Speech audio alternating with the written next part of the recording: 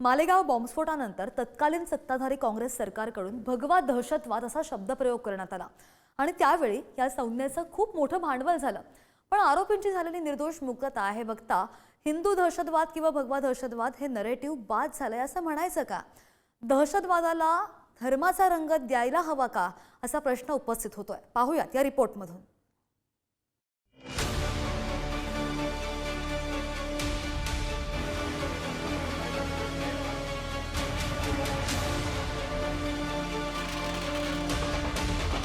हिंदू आतंकवाद आहे, भगवा आतंकवाद आहे, तो आज किती खोटा होता हे उघड झालेलं आहे। भगवा आतंकवाद हा शब्द हिंदूंना बदनाम करण्यासाठी कांग्रेसने चिदंबरमने आणला होता। बीजेपी की ओर से हम मांग करते हैं सोनिया गांधी, राहुल गांधी देश से माफी मांगे। ज्या मालेगाव बॉम्बस्फोटानंतर भगवा दहशतवाद शब्द रूढ झाला, त्याच मालेगाव बॉम्बस्फोटाच्या निकालानंतर भगवा दहशतवाद निकाली लागलाय। साध्वी प्रज्ञासिंह ठाकूर, लेफ्टनंट कर्नल प्रसाद पुरोहित, समीर कुलकर्णींसह 7 जणांना निर्दोष मुक्तता केली। त्यामुळे भगवा दहशतवाद असा शब्द प्रयोग करणाऱ्या काँग्रेसवर सत्ताधारी भाजपा अक्षरशः तुटून पडले। भगवा आतंकवाद, आतंकवाद भगवा न कभी था, ना है, ना कभी रहेगा असं मुख्यमंत्री देवेंद्र फडणवीसांनी ट्विट करत निशाणा साधलाय। काँग्रेस प्रणित यूपीए सरकारने हिंदू दहशतवादाचा, भगव्या दहशतवादाचा जो खोटा नरेटिव्ह सेट करण्याचा प्रयत्न केला होता आणि निवडणुकीमध्ये अल्पसंख्याकांचं लांगुल चालन करण्याकरता हिंदू आतंकवाद आहे, भगवा आतंकवाद आहे अशा प्रकारचा जो प्रचार आणि प्रसार केला होता तो आज किती खोटा होता हे उघड झालेलं आहे। आतंकवादी कारवाया एका विशिष्ट धर्माच्या लोकांनी केल्या असेल तर ठीक आहे, तुम्ही तो आरोप करू शकता, किंवा तुम्हाला सनातनी म्हणायचं असेल, हिंदुत्ववादी म्हणायचं असेल तर म्हणा। भगवा या शब्दाचा वापर करू नका अशी माझी नम्र विनंती माझ्या सहकार्यानं सुद्धा। आता ठीक आहे, लोक उलटसुलट आरोप करतात। माझं एवढंच नम्र म्हणणं आहे की आतंकवादाला कुठली जात नसते, धर्म नसतो। आतंकवादी हा खूनी असतो, मर्डरर असतो, आणि त्या मर्डररला भारताच्या कायद्याप्रमाणे शिक्षा झाली पाहिजे। 29 सप्टेंबर 2008 मध्ये मालेगावातील मुस्लिम बहुल भागात भीषण बॉम्बस्फोट झाला। यामध्ये 6 मुस्लिम नागरिक मरण पावले होते, तर 100हून अधिक जण गंभीर जखमी झाले होते।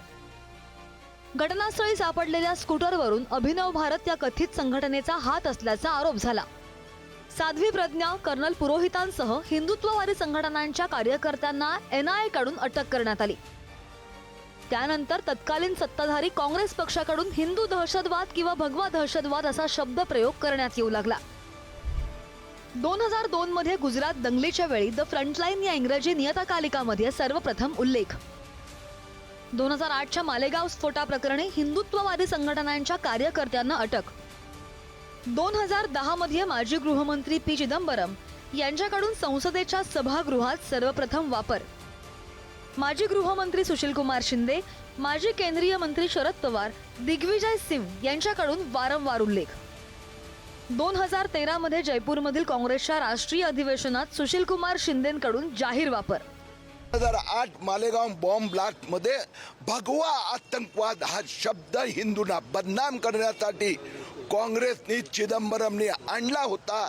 आजच्या न्यायालयाने त्या निर्णयाने हे सिद्ध झालं आहे की काँग्रेसने स्वतःचा वोट बँकसाठी राष्ट्रीयत्व विकण्याचं पाप केलं आहे।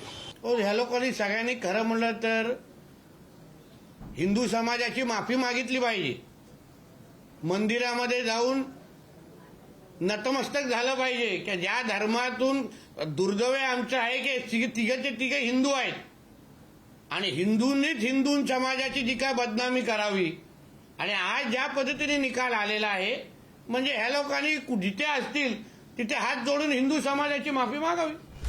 तत्कालीन सत्ताधारी काँग्रेस पक्षाकडून हिंदू दहशतवाद आणि भगवा दहशतवाद असा शब्द प्रयोग करण्यात आला। त्यावेळी या संज्ञेचं खूप मोठं भांडवल झालं।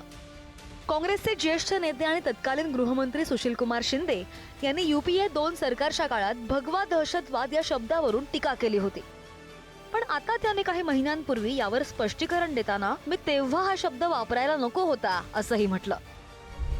मला माझ्या पक्षाने भगवा दहशतवाद होत असल्याचं सांगितलं होतं. त्यामुळेच पक्षाच्या सांगण्यावरून मी तो शब्द वापरला. मी तेव्हा दहशतवाद हा शब्द वापरला, पण हा शब्द तेव्हा मी का वापरला हे मलाही माहित नाही. असं बोलायला नको होतं. तो शब्द चुकीचा होता. ही त्या पक्षाची विचारधारा असते. अब मैं ये चाहती हूँ कि पी चिदम्बरम, दिग्विजय सिंह, राहुल गांधी, वामपंथी, समाजवादी और कांग्रेस पार्टी के वो सब नेता जो भगवा आतंकवाद शब्द को गढ़ करके उसको सत्यापित कर रहे थे, आज उनकी चौराहों पर खड़े करके कौन सी सजा होनी चाहिए, अब मैं ये जानना चाहती हूँ, देश की जनता जानना चाहती है. आप ही ने कहा था ना, तो आज जो कि Hindu terror is more deadly than Pakistani terror और लश्कर तैयबा, तो आप जवाब नहीं देंगे? बीजेपी की ओर से हम मांग करते हैं सोनिया गांधी, राहुल गांधी देश से माफी मांगे. जिस तरह से आपने भगवा आतंक की बात की और जो सारे आज गलत फंसाए गए अपराधी मुक्त आज उनको जो राहत मिली है, हम इसका स्वागत करते हैं. मालेगाव बॉम्बस्फोटातील सगळे आरोपी निर्दोष असतील तर मग यामागे होतं कोण? स्फोट कोणी घडवले? साध्वी प्रज्ञासिंह ठाकूर यांना तुरुंगात डांबण्याची हिंमत कुणी केली? पुरोहित नावाचे लष्करी अधिकारी देखील या प्रकरणात आरोपी होते. मग त्यांनाही अडकवण्यात आलं होतं का? या सगळ्यामध्ये आरोपींची झालेली निर्दोष मुक्तता हे बघता हिंदू दहशतवाद आणि भगवा दहशतवाद हे नॅरेटिव्ह बाद झालंय असं म्हणायचं का? दहशतवादाला धर्माचा रंग द्यायला हवा होता का? हे सगळे प्रश्न उपस्थित होत आहेत. ब्युरो रिपोर्ट, पुढारी न्यूज.